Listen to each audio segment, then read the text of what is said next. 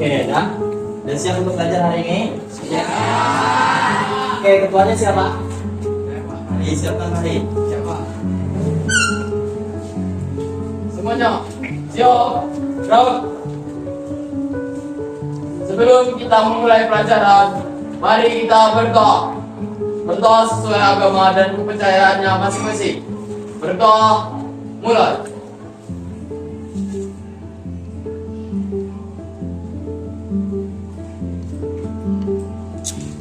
Berdoa selesai.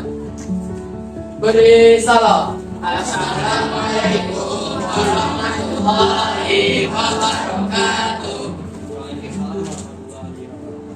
Oke, gimana kabarnya hari ini? Baik, Pak. Semuanya? Oke, sebelum mulai pelajaran, coba kalian lihat di bawah meja kalian, di kanan kiri kalian masih ada sampah nggak? Kalau sekiranya ada sampah, silakan ambil sampahnya dan buang di tempat sampah. Sudah bersih? Semua ya? Oke, sekarang Bapak mau absen dulu biar tahu siapa yang hadir dan siapa yang tidak hadir, oke? Ya, Pak. Amira, Hadir Pak. Anggi, Hadir Pak. Angreksa, Anggun. Hadir Pak. Oke, berarti hadir semua ya? Ya. Oke, hari ini. Oke. Nah, minggu kemarin terakhir kita ngapain? Ulangan. Nah, kemarin materinya udah tuntas, materi bab 2, yaitu apa aja materinya?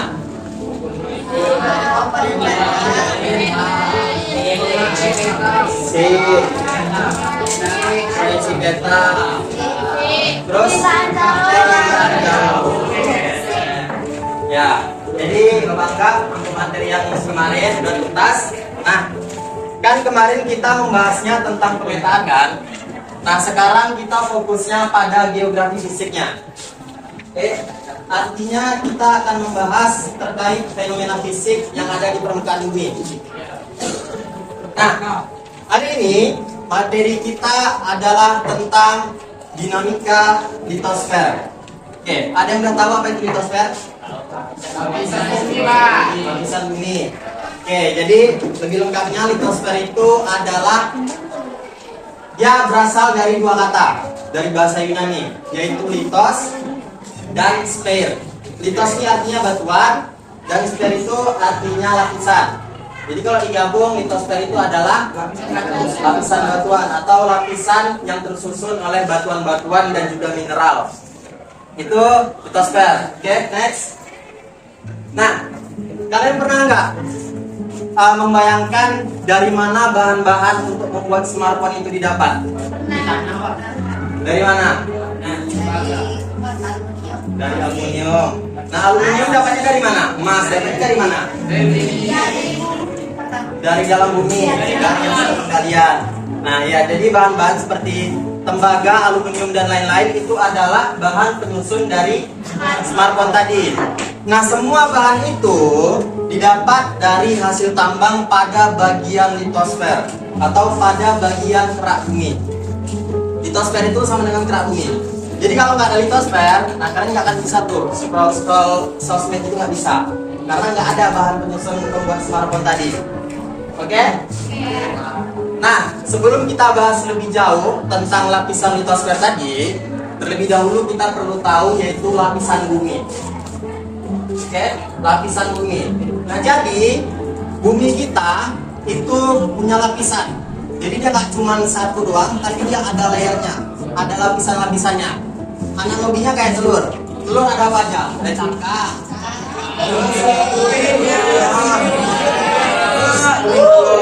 Sama, bumi kita juga gitu.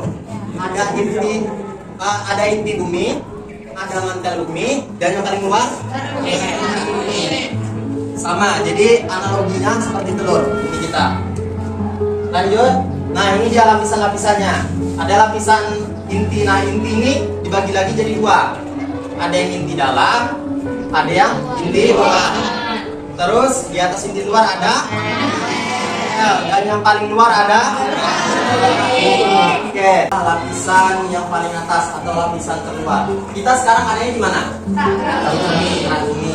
Nah, kerak bumi ini juga disebut dengan lapisan litosfer. Nah, fokus kita nanti di sini akan kepada kerak bumi. Dan mungkin nanti akan sedikit menyinggung terkait mantel bumi. Tapi fokusnya tetap di kerak bumi.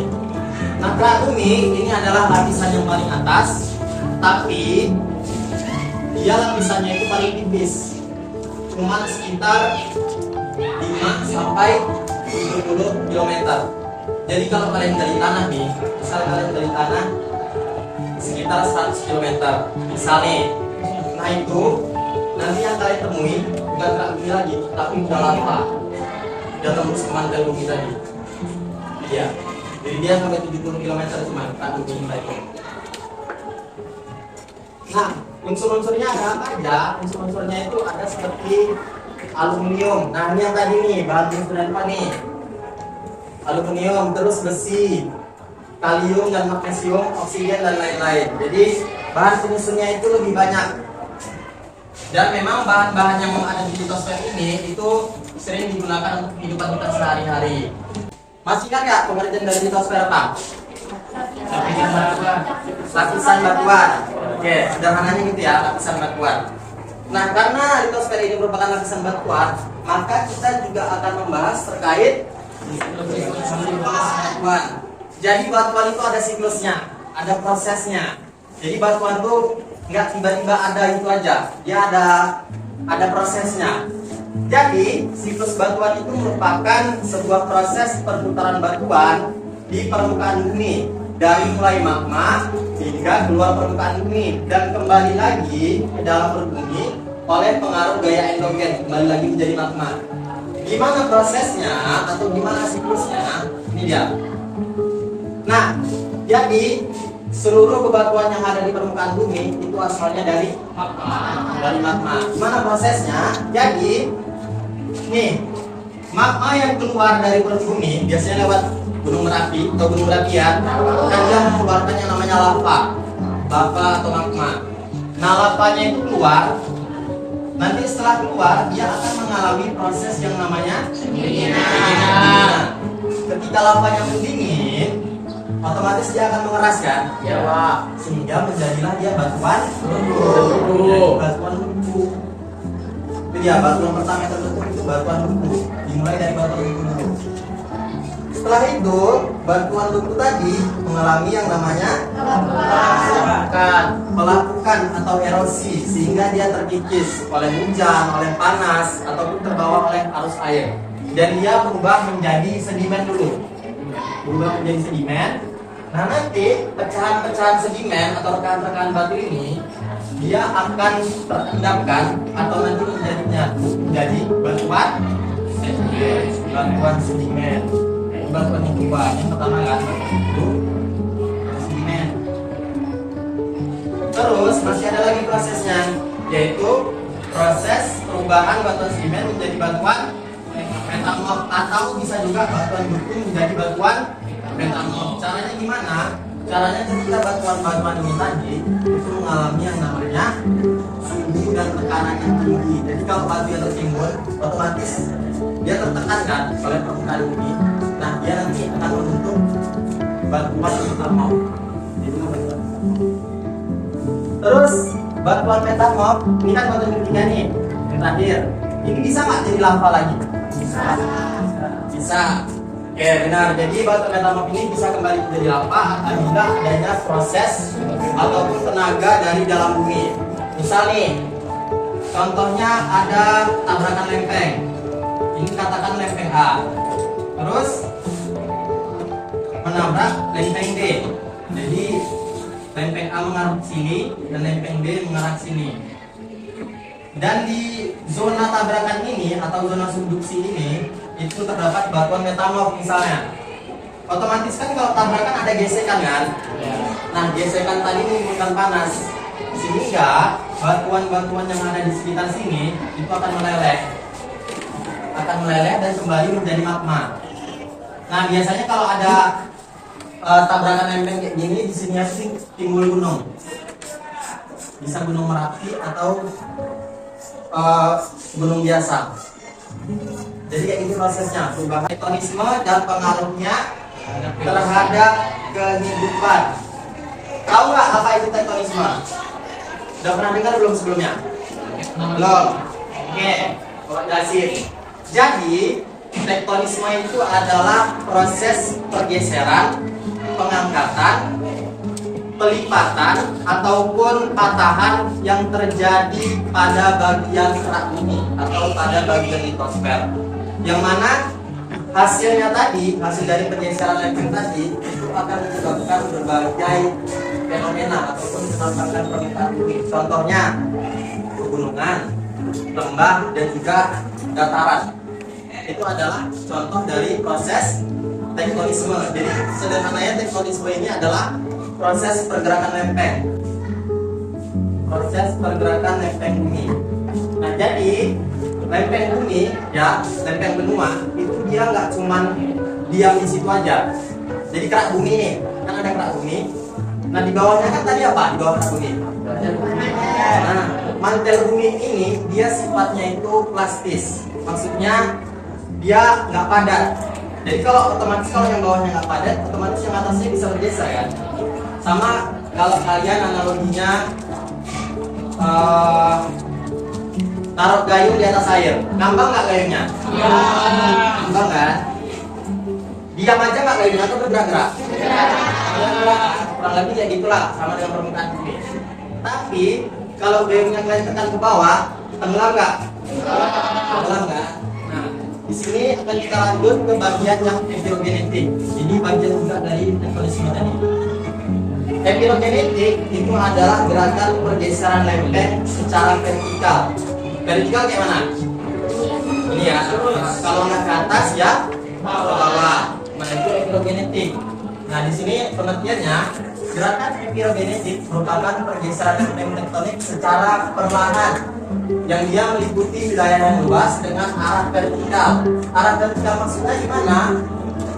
Ini contohnya, yang pertama ada epirogenetik positif. Epirogenetik positif adalah proses turunnya daratan. Jadi daratannya itu turun, jadi seolah-olah terlihat seperti ada laut yang naik. Itu yang positif.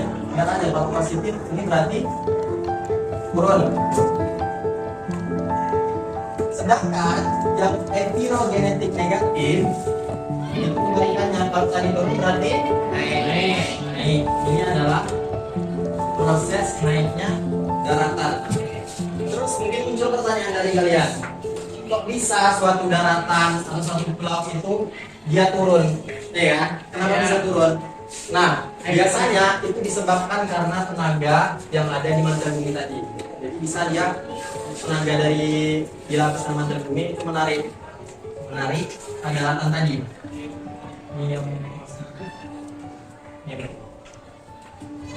Bisa juga dari permukaannya. Misal di daratan ini banyak dibangun pembangunan skala besar, otomatis kan terbebani jadinya kan daratannya, sehingga dia perlahan mulai turun. Nah, itu epirogenetik yang positif. Ingat, yang positif itu turun. Epirogenetik negatif. Nah, yang negatif ini kebalikannya, dia naik. Kok bisa naik? Tadi bisa turun karena ada beban kan? Yang ini kok bisa naik? Nah, karena di bawah lapisan kerak bumi, yaitu mantel bumi, kan tadi sifatnya mantel bumi itu plastis kan, nggak kaku kan. Jadi dia sesekali bisa mengembang mantel bumi tadi, sehingga menyebabkan daratannya pun jadi naik. Orogenetik. Nah, orogenetik ini berbeda dengan epirogenetik. Kalau epirogenetik tadi gerakannya kayak mana? Vertikal. Kalau naik, turun. Nah, kalau orogenetik ini beda. Dia horizontal. Gerakannya kalau nggak ke kanan atau nggak ke kiri. Lempeng ini katakan lempeng A ya, yang B. Dia saling bertabrakan, tapi tenaganya itu nggak cukup sampai membuat salah satunya itu patah. Jadi dia membentuk pegunungan seperti ini. Inilah proses terbentuknya pegunungan. Jadi lempeng A dan lempeng B itu bertemu, tapi karena tenaganya nggak cukup, dia nggak sampai ke atas, cuma melipat aja. Pegunungan Himalaya tahu nggak? Tahu. Gunung Everest tahu? Tahu. Nah, proses terbentuknya Gunung Everest itu diakibatkan oleh pergerakan lempengan kecil. Ini ada video, coba kalian lihat.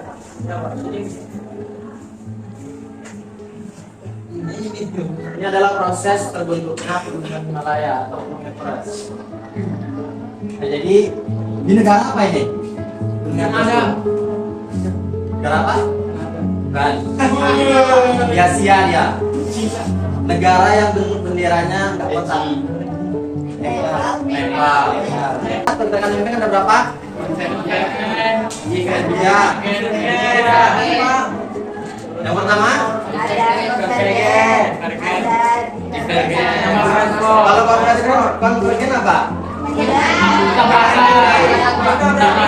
Contohnya Gunung Everest. Himalaya. Kalau divergen, contohnya ya, menyebabkan terbentuknya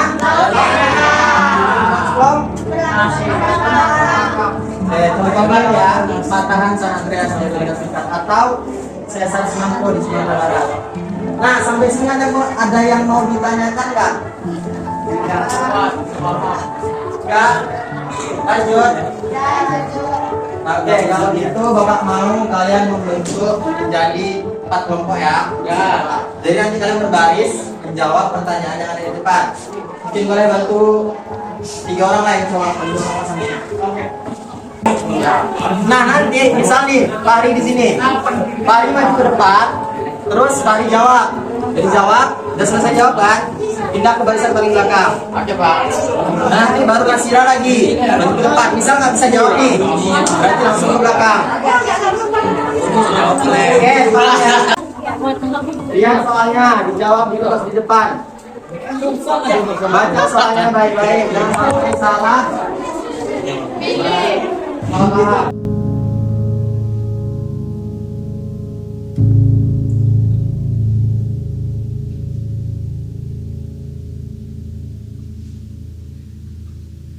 Pertanyaan nomor 1. Sebutkan lapisan bumi mulai dari dalam sampai keluar. Apa aja? Di dalam. Di dalam. Di luar. Oke, mulai dari nomor 1. Oke, benar. Poinnya 20 plus 20. Kelompok. 10 itu, Pak. Oke. 15. Keras weh.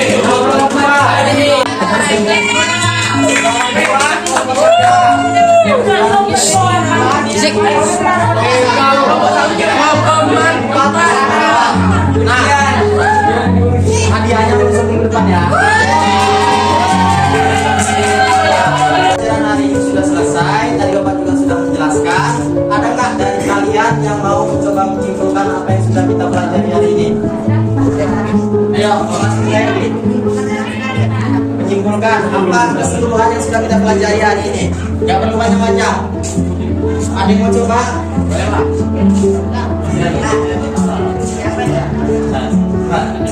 Menyimpulkan apa yang sudah kita pelajari hari ini. Baik, saya Nasira Bandar Rahmat. Jadi kesimpulan yang dapat kita petik, pertama, alat elektronik yang kita pakai ini ternyata itu berasal dari pertambangan dari lempeng bumi. Itu yang kedua, rupanya bumi ini punya lapisan tersendiri. Ada di dalam, di luar, makan, gerak bumi. Terus yang selanjutnya penghasilan gunung ternyata ada proses yang selama ini rupanya kita nggak tahu, yang butuh waktu ribuan tahun. Itu aja Pak kesimpulan dari saya. Yang mau menambahkan lagi? Oke, mari. Oke, jadi kesimpulan pembelajaran kita hari ini itu betul Nasira bilang tadi, smartphone yang kita gunakan itu tentunya itu bahan-bahannya atau materialnya itu didapatin dari kerak bumi. Nah, di bumi ini juga itu ada 4 lapisan, yang di dalam, yang di luar, mantel bumi dan kerak bumi.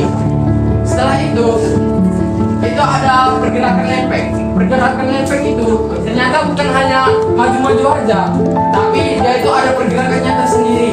Seperti bentrokan, yang satu atas, yang satu bawah, yang satu menjauh, yang satu mendekat. Oke, tabrakan. Itu tabrakan kan? Nah, tabrakan ini ternyata itu menyebabkan gunung. Gunung itu bisa timbul. Itu disebabkan oleh bentrokan lempeng. Seperti itu Gunung Himalaya. Nah, Gunung Himalaya ini letaknya itu bukan di Jepang. Nah, saya kasih tahu semuanya ya. Jepang itu bukan di Jepang ya kawan-kawan, tapi di Nepal.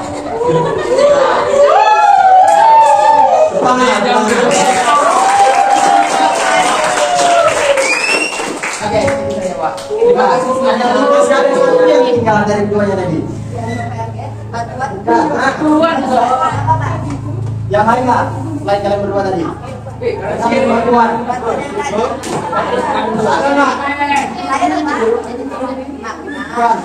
Bantuan. Siklus ya, siklus bantuan. Jelasin aja. Anda boleh.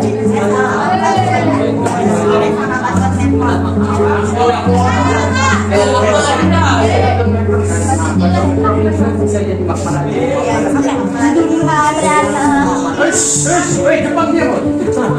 Berantem itu punya siklus. Dia tuh nggak cuma bercanda, dia tuh mulai dari pertama itu magma. Habis itu ada batuan beku. Setelah dari batuan beku dia menjadi sedimen. Setelah jadi sedimen dia menjadi batuan sedimen. Lalu dia menjadi batuan metalform. Nah, dari metalform ini dia bisa kembali menjadi magma. Terima kasih. Mana caranya dia bisa kembali jadi magma?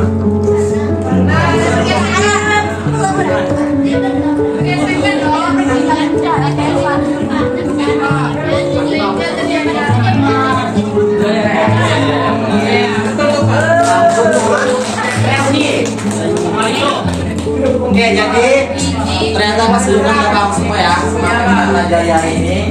Terbukti dari nilainya tinggi semua. Hampir semua jawabannya benar, paling salah-salah dikit aja. Sama ada kelompok tercepat, ada yang juga agak lama, tapi tetap aja jawabannya semuanya benar, sudah tepat ya. Jadi itu tadi kesimpulan pembelajaran hari ini udah dijelaskan sama Nasira, sama Fahri, sama Anggun, dan sama Naimi. Jadi mungkin cukup sampai di sini aja pembelajaran kita hari ini, dan jangan lupa di minggu depan kita masih melanjutkan materi tentang litosfer, yaitu tentang mekanisme dan tenaga endogen dan juga tenaga eksogen. Nanti kita akan pelajari. Oke. Jadi mungkin sampai sini aja pembelajaran kita hari ini. Lebih dan kurang mohon maaf. Terima kasih. Wassalamualaikum warahmatullahi wabarakatuh. Waalaikumsalam.